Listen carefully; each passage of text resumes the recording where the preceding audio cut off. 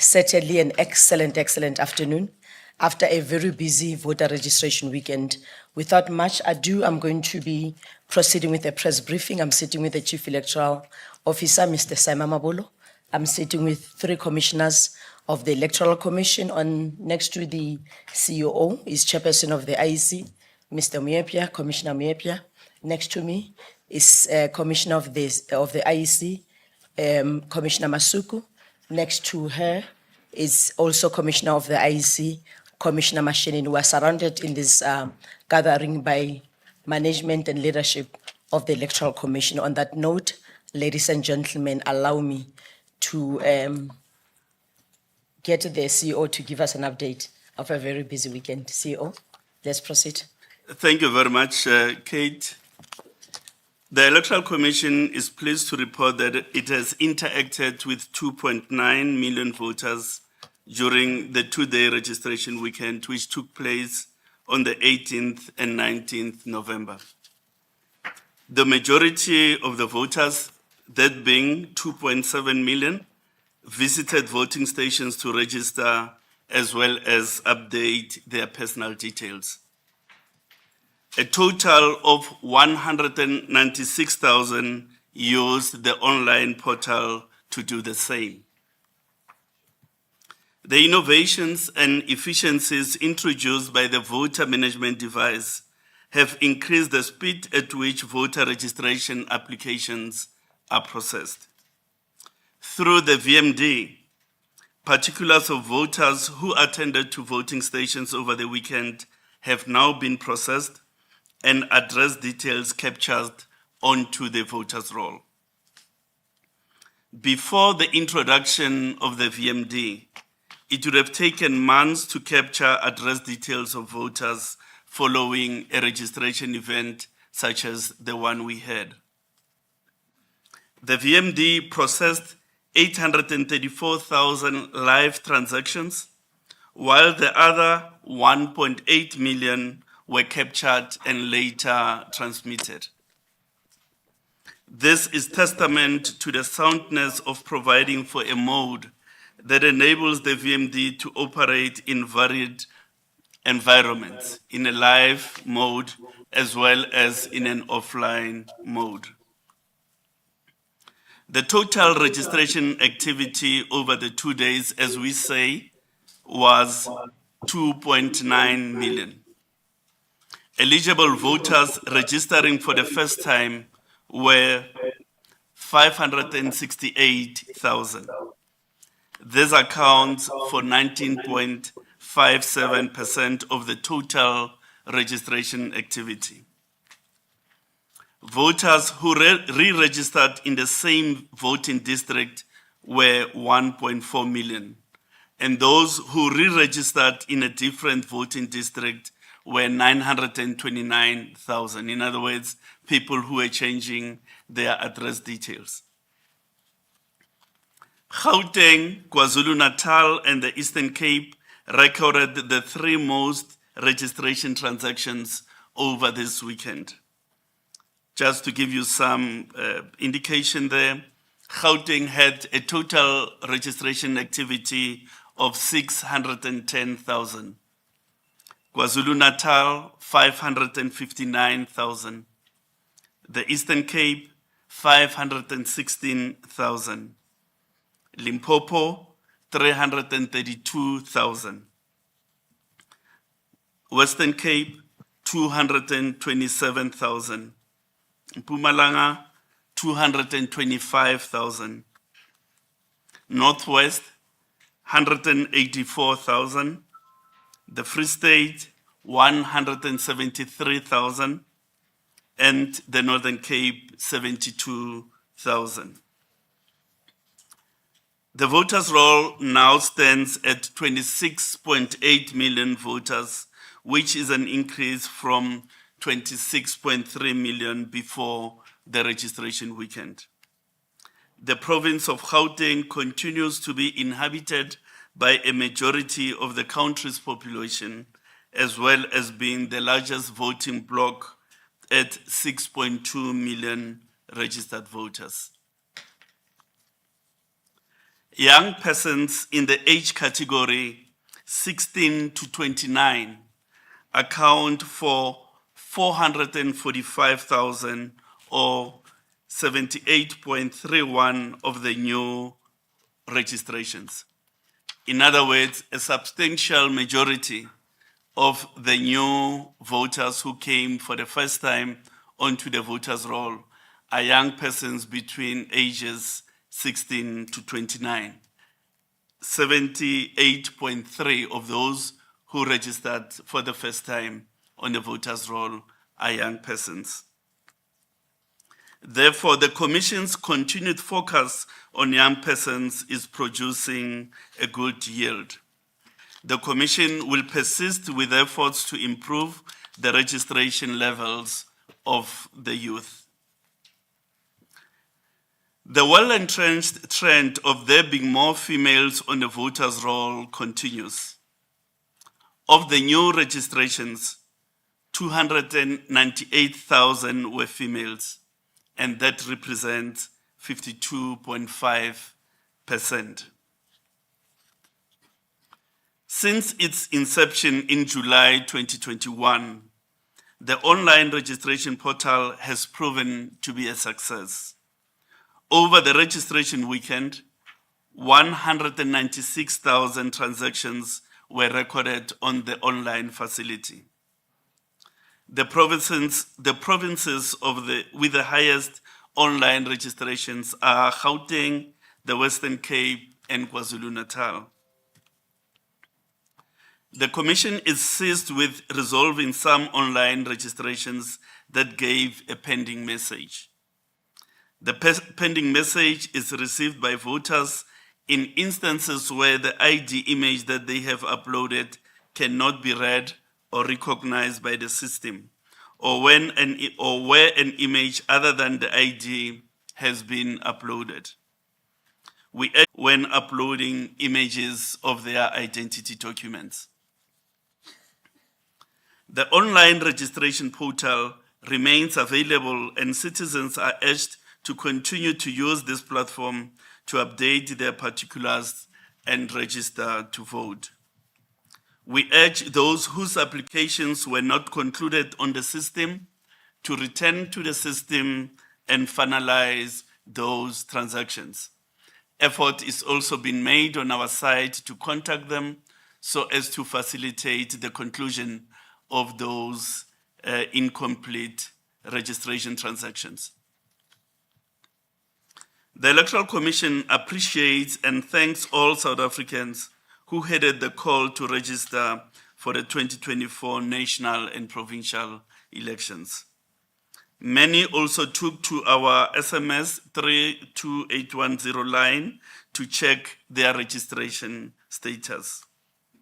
We further appreciate many citizens who approached our contact center on 0800 11 8000 to receive a basket of assistance to either register or to confirm registration status.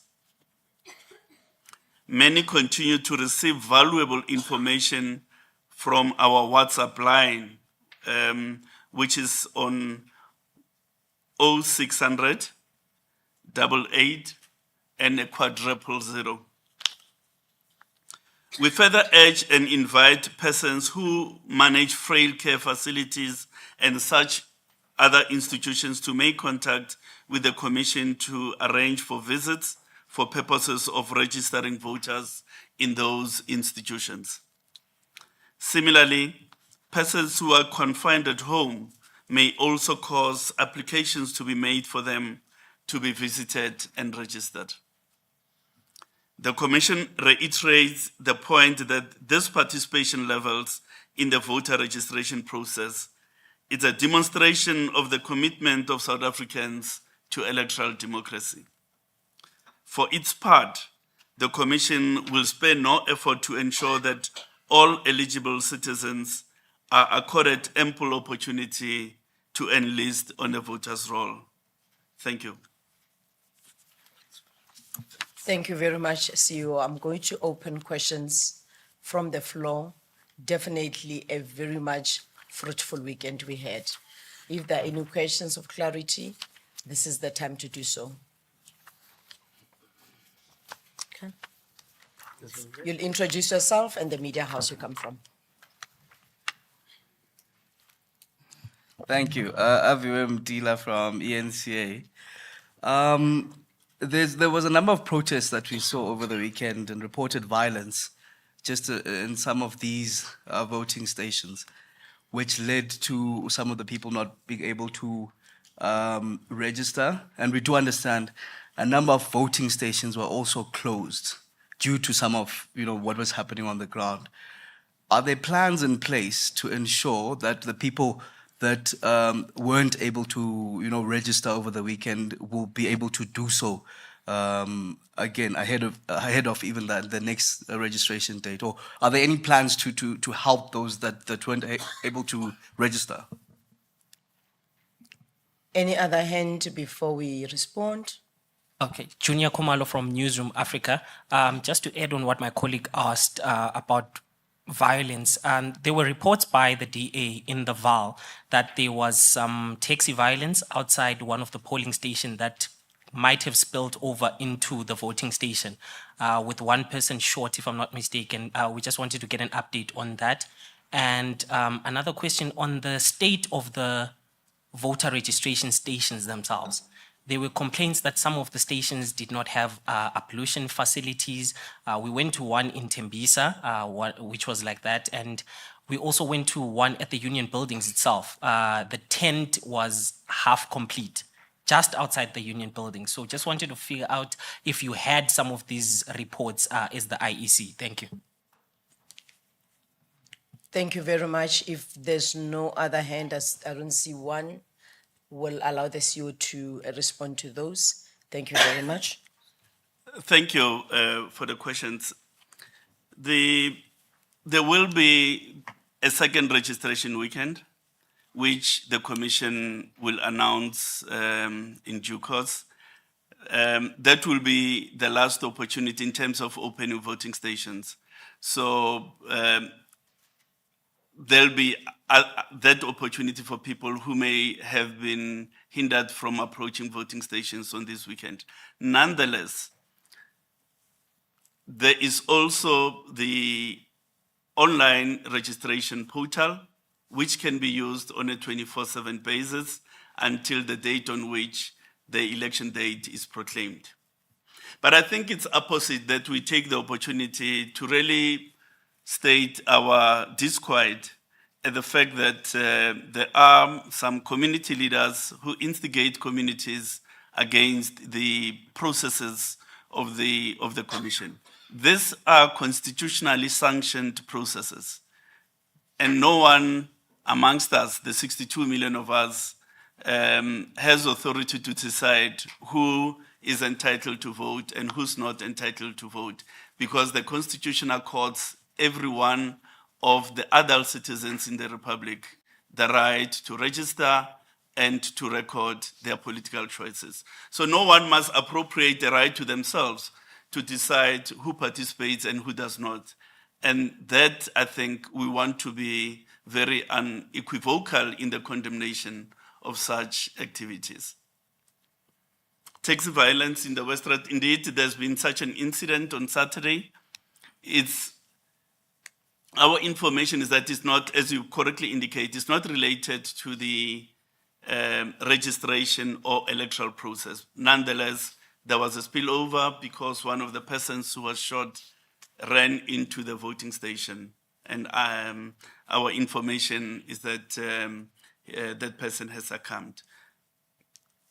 Now, the voting stations and the amenities associated with those, we do have a survey of all voting stations ahead of a major event such as this, and that the outcomes of that survey are recorded on our computer systems, and that is the basis upon which we provide, we make provisions for events such as this. Now, with regard to temporary facilities,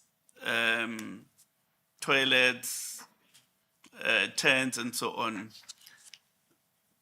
a substantial budget is availed to our local offices to acquire those amenities from local suppliers.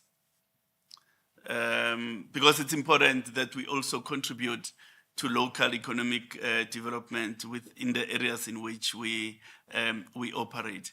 So all I can say for now is that there is sufficient budget provision for a proper temporary operating facilities to be established in all localities. Where there are aberrations, they are not because of poor provisioning.